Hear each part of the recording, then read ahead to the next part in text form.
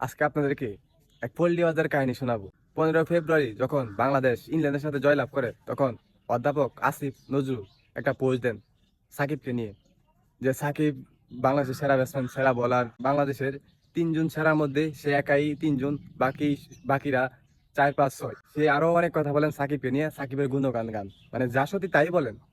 সাকিব বিশ্বের সেরা অলরাউন্ডার, এসব কিছু বলেন।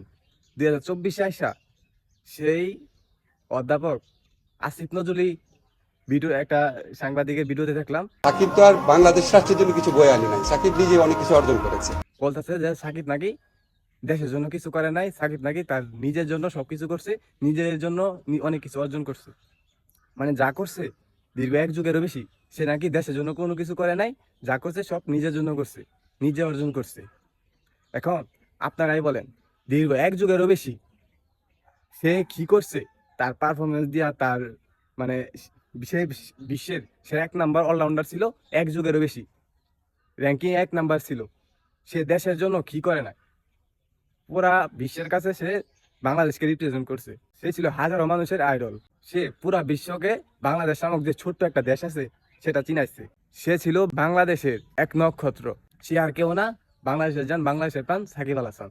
আর আমরা সে সাকিব আল হাসানের অবদান ভুলে গেছি, এত অল্প সময়ে তার অবদান ভুলে গেছি। সে দেশের জন্য এত কিছু করছে, এই অল্প সময়ে আমরা সবকিছু ভুলে গেছি। সে সে আমাদেরকে দেখিয়েছেন মাথা উঁচু করে কিভাবে লড়াই করতে হয়, কিভাবে ছোট্ট দেশে জন্মগ্রহণ করেও সুপারস্টার হওয়া যায়।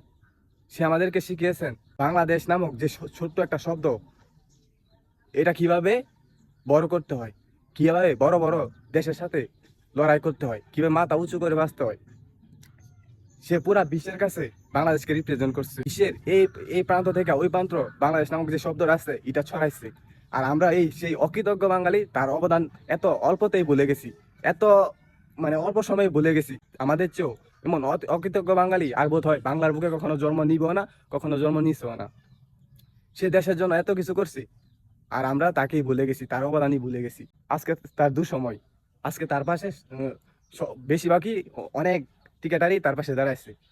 আর যারা সুসময়ে তার পাশে ছিল, তারা আজকে তার দুঃসময়ে নাই, অনেকেই নাই। এই যে পল্লী দিছে, একজনের কথা বললাম, মানুষ কতটা পল্লী বাস, এই অল্প কিছু দিনে কিভাবে পল্লী মারতে হয় তার কাছ থেকে শিখতে হবে। অধ্যাপক আসিফ নজরুল, সে 1 নম্বরের পল্লী বাস না হলে সে অল্প দিনে সাকিবের বিরুদ্ধে এরকম কথা বলতে পারে না।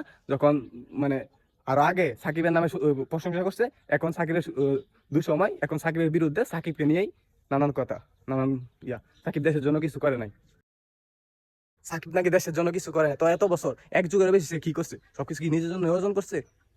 সারা বিশ্ব তাকে সম্মান দেয়, আর আমরা অকৃতজ্ঞ বাঙালি তাকে সম্মান দিতে পারি না। ইতিহাস সাক্ষী, বাঙালি কখনো গুণীদের কদর করতে জানে না। গুণী হয়ে বাংলাদেশে জন্মগ্রহণ করে সবচেয়ে বড় ভুল। বাঙালি কখনো গুণীদের কদর করতে জানে না, গুণীদের সম্মান করতে জানে না, এটাই তার প্রমাণ। সে 1 যুগেরও বেশি বাংলাদেশের জন্য এত কিছু করছে। সে বাংলাদেশের নক্ষত্র, বাংলাদেশের যান, বাংলাদেশের প্রাণ সাকিব আল হাসান। আর তার কি আজকে তার নামে মানুষ বদনাম করে, তার অবদানী মানুষ এত সহজে ভুলে গেছে? এটা কখনো কল্পনাহীন। আমরা অকৃতজ্ঞ বাঙালি। সে পুরো ওয়ার্ল্ডের কাছে বাংলাদেশকে রিপ্রেজেন্ট করছে। এমন কোনো লিগ নাই যে সাকিব আল হাসান খেলে নাই। যেখানে গেছে সারা বিশ্ব তাকে সম্মান করে, আমরা তাকে সম্মান দিতে জানি না, তাকে তার নামে বদনাম করি, তার নামে ভুয়া মিথ্যা মামলা দিই। আমরা আসলে অকৃতজ্ঞ।